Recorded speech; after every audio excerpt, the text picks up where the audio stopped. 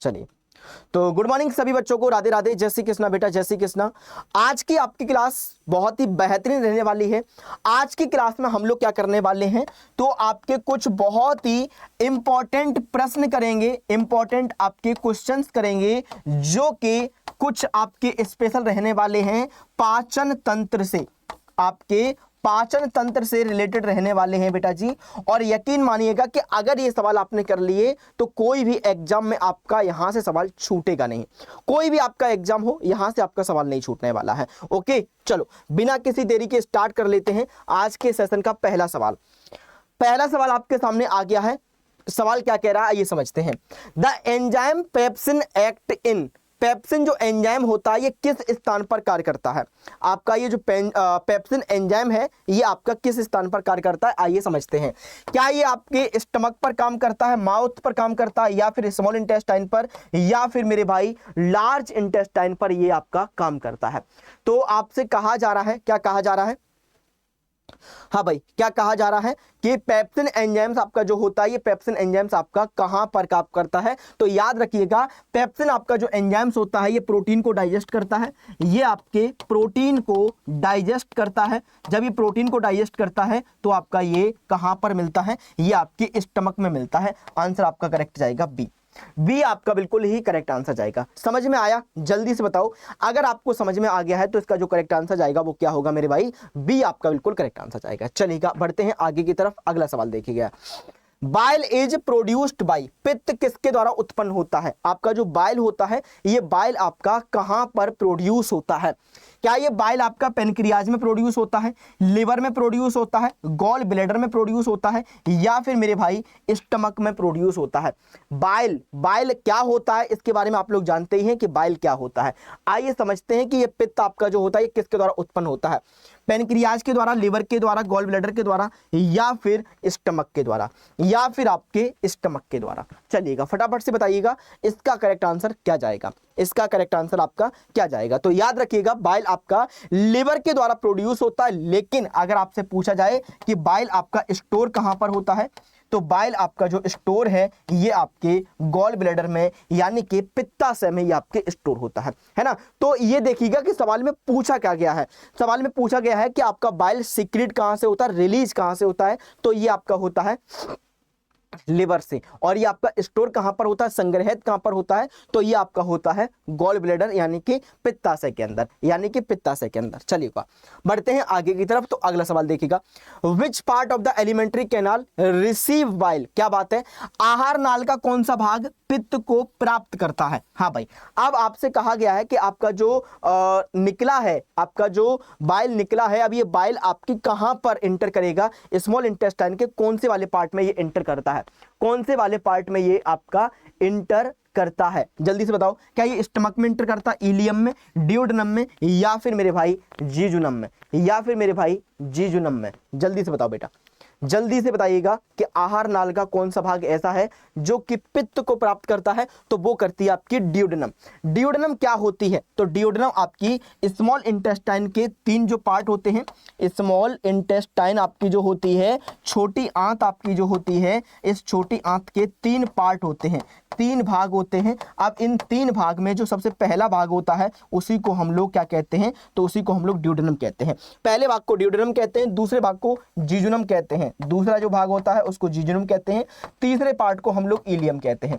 तीसरा आपका जो पार्ट होता है उसको हम लोग इलियम कहते हैं। तो आपका जो करेक्ट आंसर जाएगा वो क्या होगा, तो सी आपका बिल्कुल करेक्ट आंसर जाएगा। सी आपका बिल्कुल करेक्ट आंसर जाएगा। समझ में आया भाई, समझ में आया। चलेगा अब बढ़ते हैं आगे की तरफ। तो आइए अगला सवाल देखते हैं। The acidic pH of the stomach is maintain by, पेट की जो अम्लीय पीएच होता है ये किससे बना रहता है। अब आपको पता होना चाहिए कि आपका जो स्टमक होता है, आपका जो पेट होता है, उसके अंदर एसिड मिलता है, एसिड बनता है। अब ये एसिड आपका कहां से मिलता है, कहां से बनता है। हाँ भाई, हाँ भाई, बहुत बढ़िया जी, बहुत बढ़िया। जल्दी से बताओ, क्या ये आपके HCl, या फिर आपका पेप्सिन, या फिर आपका म्यूकस, या फिर आपका बाइल, या फिर आपका बाइल। बहुत बढ़िया। तो पेट की जो अम्लीय पीएच होती है, ये अम्लीय पीएच आपकी किससे बनी रहती है? पेट की अम्लीय पीएच आपकी किससे बनी रहती है? तो ये आपको याद रखना है कि पेट की जो आपकी अम्लीय पीएच है ये आपकी हाइड्रोक्लोरिक एसिड से बनी होती है। HCl आपका स्ट्रॉन्ग एसिड होता है। ये क्या होता है बेटा? तो ये आपका स्ट्रॉन्ग एसिड होता है ना भाई? हाँ, तो ये आपका स्ट्रॉन्ग एसिड यानी कि प्रबल अम्ल होता है। समझ में आया बेटा जी? समझ में आया बेटा जी? बहुत बढ़िया जी, बहुत बढ़िया। चलो अब बढ़ते हैं आगे की तरफ। अगला सवाल देख लेते हैं भाई। अगला सवाल क्या कह रहा है? Which one is a fat digesting enzymes, इनमें से कौन सा ऐसा है जो कि वसा पचाने वाला एंजाइम है? कौन सा ऐसा एंजाइम है जो कि फैट को डाइजेस्ट करता है, वसा को पचाता है? आइए समझते हैं। क्या वो आपका एमाइलेज है, क्या वो आपका लाइपेज है, पेप्टिडेज है, या फिर आपका माल्टेज है? तो भैया आपने खाए छोले भटूरे, और वो भी हल्दीराम वाले, वो भी आपने हल्दीराम वाले छोले भटूरे को खाया। अब ये जब छोले भटूरों को आप लोगों ने खाया तो आपके अंदर फैट गया। अब इस फैट को तोड़ेगा कौन? अब इस फैट को भाई कौन इसको डाइजेस्ट करेगा? आइए समझते हैं कौन डाइजेस्ट करेगा।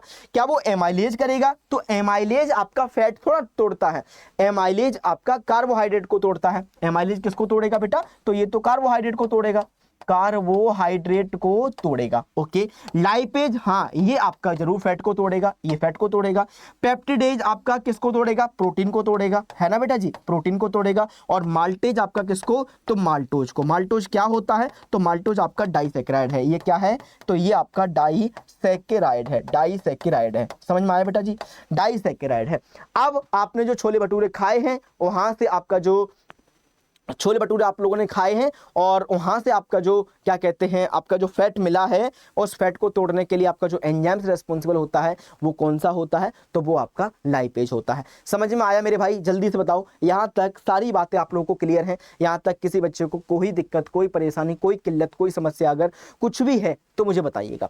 समझ में आया बेटा जी? चलेगा, अब बढ़ते हैं हम लोग आगे की तरफ। अब हम लोग बढ़ते हैं आगे की तरफ। चलो भाई आगे देखते हैं भाई। बिलाई आर फाउंड इन, हाँ भाई बिल्ली कहां पर पाई जाती है? बेटा वो बिल्ली नहीं, म्याऊ म्याऊ वाली बिल्ली नहीं है, म्याऊ म्याऊ बिल्ली वो वाली नहीं है, ये है बिलाई। बिलाई क्या होती है? तो बिलाई आपकी कुछ इस तरीके की उंगली नुमा संरचनाएं होती हैं, ऐसी ये आपकी फिंगर नुमा संरचनाएं होती हैं जो कि आपके अंदर जो खाना डाइजेस्ट हुआ है उसको एब्जॉर्ब करने के लिए सरफेस एरिया को बढ़ा देती हैं, उसके लिए सरफेस एरिया को बढ़ा देती हैं, है ना बेटा जी? हाँ भाई, उसके लिए सरफेस एरिया को बढ़ा देती हैं। तो क्या वो आपकी लार्ज इंटेस्टाइन है, या फिर आपका स्टमक है, या फिर आपकी स्मॉल इंटेस्टाइन है, या फिर आपका रेक्टम है, या फिर आपका रेक्टम है? तो ये बिलाई कहाँ पर मिलती है?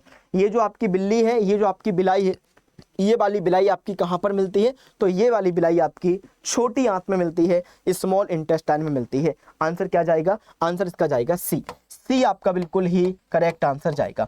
समझ में आया बेटा जी? समझ में आया? जल्दी से बताओ, यहां तक किसी बच्चे को कोई दिक्कत, कोई परेशानी, कोई किल्लत, कोई समस्या तो नहीं है ना? सर नहीं है। आगे बढ़ते हैं, अगला देखते हैं सवाल। Digestion of starch begins in, starch का आपका जो पाचन होता है, ये स्टार्च का पाचन आपका कहां से शुरू हो जाता है?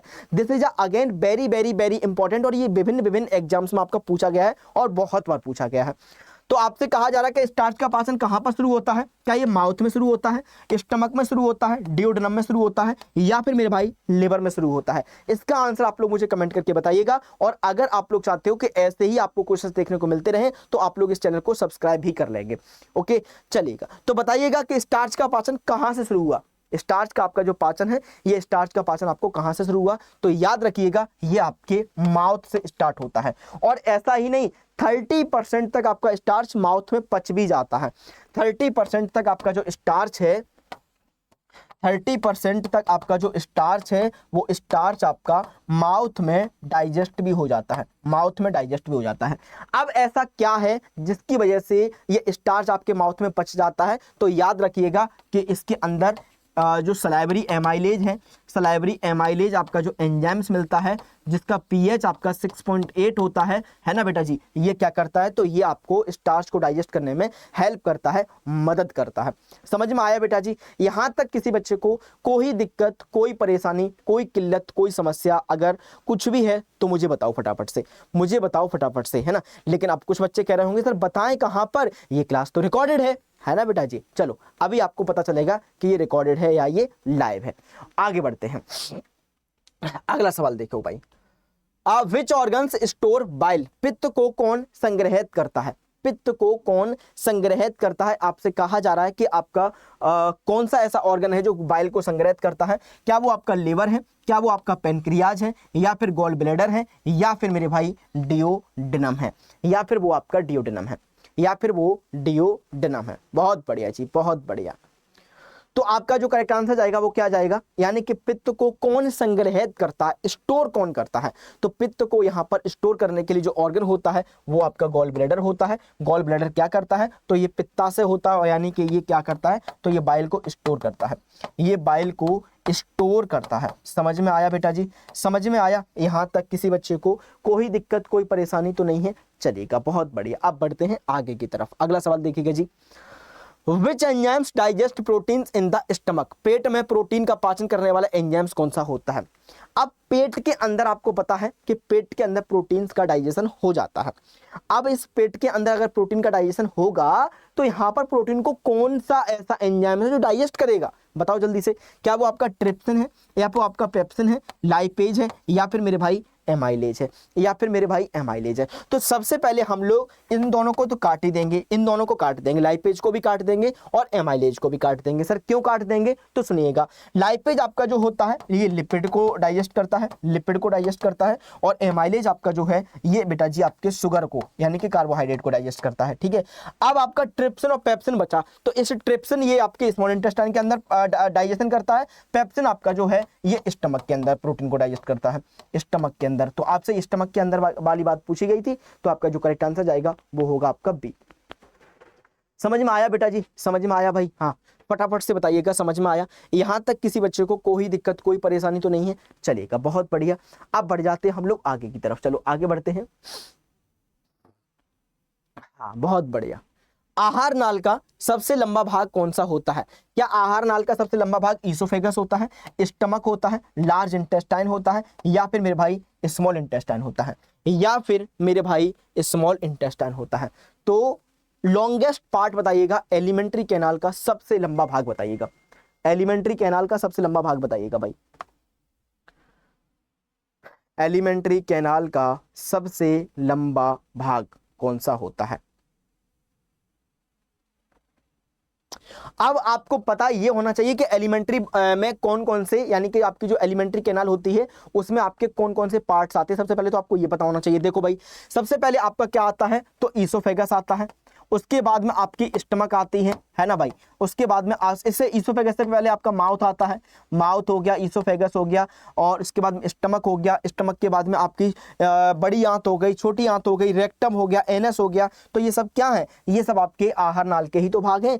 लेकिन इसमें सबसे बड़ा भाग कौन सा है, सबसे बड़ा भाग कौन सा है, तो सबसे बड़ा भाग आपकी छोटी आंत होती है। क्या बात है सर, कैसी मजाक है, यानी कि बड़ा भाग है, नाम छोटा है, छोटी आंत है ना। लेकिन नाम अगर छोटा है तो उससे कोई फर्क नहीं पड़ता है बेटा जी, काम वो बड़े बड़े करता है ना बेटा जी। ऐसे आपने देखा होगा बहुत सारी चीजें ऐसी होती हैं जो छोटी होती हैं लेकिन वो काम बहुत बड़ी बड़ी करती हैं। समझ में आया बेटा जी, हाँ चलेगा, बहुत बढ़िया, बहुत बढ़िया जी, बहुत बढ़िया।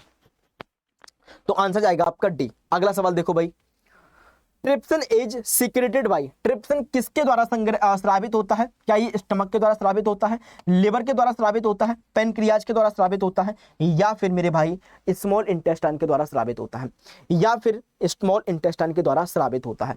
तो आपका जो ट्रिप्सिन है ये ट्रिप्सिन किसके द्वारा स्रावित होता है, इसके बारे में बताइएगा। ट्रिप्सिन आपका किसके द्वारा स्रावित होता है, इसके बारे में आप लोग बताइएगा, बताओ फटाफट से। बहुत बढ़िया जी, बहुत बढ़िया। ट्रिप्सिन किसके द्वारा स्रावित होता है। गुड मॉर्निंग जी, गुड मॉर्निंग, राधे राधे बेटा, राधे राधे, राधे राधे जी, राधे राधे। चलो बताओ फटाफट से इसका करेक्ट आंसर क्या जाएगा। तो ट्रिप्सिन आपका जो होता है ये ट्रिप्सिन आपका पेनक्रियाज सीक्रेट करता है। आगे बढ़ते हैं। Absorption of digested food occurs mainly इन, पचे हुए भोजन का अवशोषण मुख्य रूप से कहां पर होता है। क्या ये स्टमक में होता है, स्मॉल इंटेस्टाइन में होता है, लार्ज इंटेस्टाइन में होता है, या फिर आपका माउथ में होता है। तो आपने देखा होगा कि जो भी भोजन आपका डाइजेस्ट हो चुका, जो भी भोजन आपका पच गया, अब ये वाला भोजन आपका बेटा जी कहां पर अवशोषित होगा, कहां पर ये भोजन आपका एब्जॉर्ब होगा। कहां पर ये भोजन आपका एब्जॉर्ब होगा? जल्दी से बताओ बेटा, क्या ये स्टमक के अंदर होगा, स्मॉल इंटेस्टाइन के अंदर होगा, लार्ज इंटेस्टाइन के अंदर होगा, या फिर मेरे भाई माउथ के अंदर होगा, या फिर ये आपका माउथ के अंदर होगा? चलो बताओ जल्दी से। तो आपका जितना भी भोजन ये आपका डाइजेस्ट हो चुका है, ये डाइजेशन वाला भोजन आपका स्मॉल इंटेस्टाइन के अंदर क्या होता है बेटा जी? तो ये आपका अवशोषित होता है। आंसर आपका जाएगा बी, है ना? चलेगा। अब कभी आपसे ये भी पूछा जाए कि स्मॉल इंटेस्टाइन के किस वाले पार्ट में ये आपका एब्जॉर्ब होता है, तो सबसे पहले तो मेरे भाई आपको ये पता होना चाहिए कि आपकी जो छोटी आंत होती है इसके 3 हिस्से होते हैं। सबसे पहला हिस्सा होता है आपका डियोडिनम, डियोडिनम, है ना? दूसरा आपका होता है जीजुनम, जीजुनम, और तीसरा आपका होता है इलियम। तीसरा कौन सा होता है? इलियम, है ना बेटा जी? चलेगा। अब आपसे कहा जाएगा कि सबसे ज्यादा भोजन आपका कहां पर होता है एब्जॉर्ब, तो भैया ये इलियम वाले पार्ट में आपका होता है। क्यों होता है? क्योंकि इलियम के पास में आपकी बिल्ली मिल रही थी, बिलाई मिल रही थी, और यहीं पर बिलाई में क्या होता है, आपका जो फूड है वो स्टोर होता है, यानी कि आपका एब्जॉर्ब होता है। आगे बढ़ते हैं। Which vitamin is synthesized in the large intestine? बड़ी आंत में कौन सी विटामिन संश्लेषित होती है? विटामिन ए, या फिर विटामिन डी, या फिर विटामिन के, या फिर विटामिन सी? तो जल्दी से बताइएगा कौन सी विटामिन ऐसी है जो कि लार्ज इंटेस्टाइन में संश्लेषित होती है? बड़ी आंत में ये आपकी कौन सी विटामिन है जो संश्लेषित होती है? तो बड़ी आंत में आपकी संश्लेषित होने वाली विटामिन जो है वो विटामिन के है। आगे बढ़ते हैं। अगला सवाल देखो भाई, Which of the following is not an accessory digestive organ? निम्नलिखित में से कौन सहायक पाचन अंग नहीं है? आपका यकृत, आपका अग्नाशय, आपका पित्ताशय, आपका गुर्दा, या फिर आपका गुर्दा, या फिर आपका गुर्दा। तो which of the following is not an accessory digestive organ? इनमें से कौन सा ऐसा ऑर्गन है जो कि डाइजेशन में हेल्प नहीं करता है? तो याद रखिएगा यार कि आपके डाइजेशन में कौन कौन से ऑर्गन है जो हेल्प करते हैं। आइए समझते हैं। देखो बेटा जी, आपके डाइजेशन में कौन कौन से ऑर्गन हेल्प करते हैं, डाइजेशन में कौन कौन से ऑर्गन हेल्प करते हैं, आइए समझते हैं। देखो बेटा जी, सबसे पहले डाइजेशन में आपका ओरल कैविटी आती है, आपका माउथ भी आता है, आपकी पैरोटिड ग्लैंड है जो कि सलाइवरी ग्लैंड्स का पार्ट होती है, फेरिंक्स भी आपका आता है, सब मैक्सिलरी सबलिंगुअल ये भी आपके सलाइवरी ग्लैंड्स के पार्ट हैं, ये भी आते हैं, ईसोफेगस भी आता है, स्टमक आता है, पेनक्रियाज आता है, जिजुनम, डिसेंडिंग रेक्टम, एनस, और ये सारे पार्ट आपके जो है लिवर, ये सारे पार्ट आपके डाइजेशन के अंदर आते हैं। क्या गुर्दा आता है? किडनी आता है? सर किडनी नहीं आता, क्योंकि किडनी आपका उत्सर्जन तंत्र का पार्ट है। किडनी आपका कहाँ का पार्ट है बेटा जी? तो किडनी आपका उत्सर्जन तंत्र का पार्ट है, उत्सर्जन तंत्र का ये आपका पार्ट होता है। समझ में आया भाई? समझ में आया बेटा? तो इसका जो करेक्ट आंसर जाएगा वो क्या होगा? डी आपका बिल्कुल करेक्ट आंसर जाएगा। आगे बढ़ते हैं। अगला सवाल देखो, ruminant digest cellulose with the help of? जुगाली करने वाले जानवर सेलुलोज को किसकी मदद से पचाते हैं? क्या ये सलाइवा की मदद से पचाते हैं, एंजाइम ऑफ स्टमक, पेट के एंजाइम्स, माइक्रोब्स, या फिर आपके बाइल, है ना?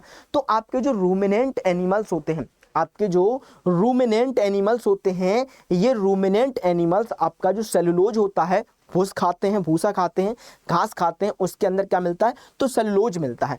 अब ये जो सेलुलोज है उस सेलुलोज को कैसे डाइजेस्ट करेंगे? ये कैसे डाइजेस्ट करेंगे? तो याद रखिएगा कि भैया इनके अंदर आपको कुछ माइक्रो ऑर्गेनिजम्स होते हैं, इनके अंदर कुछ माइक्रो ऑर्गेनिजम्स होते हैं, और बेटा जी आपकी जो माइक्रो ऑर्गेनिजम्स हैं उनसे उनकी सहायता से क्या करते हैं बेटा जी? तो ये आपका भोजन को पचाते हैं। और तो इसका जो करेक्ट आंसर जाएगा वो सी होगा। बढ़ते हैं आगे की तरफ, लेकिन आगे बढ़ने से पहले मैं आपको बता दूंगा कि भैया ये आपके कुछ टॉप 15 एमसीक्यू आपके डाइजेशन सिस्टम से मैंने करवाए हैं। अगर सेशन बढ़िया लगा हो और आप लोग चाहते हो कि सर ऐसे ही आप मुझे पूरी बायोलॉजी रिवाइज करवा दो शॉर्ट में, तो मैं आपको ऐसे ही नए नए सेशन हर रोज लाता रहूंगा। Thank you so much. And अगर आपको सेशन बढ़िया लगा तो कमेंट करके जरूर बताना।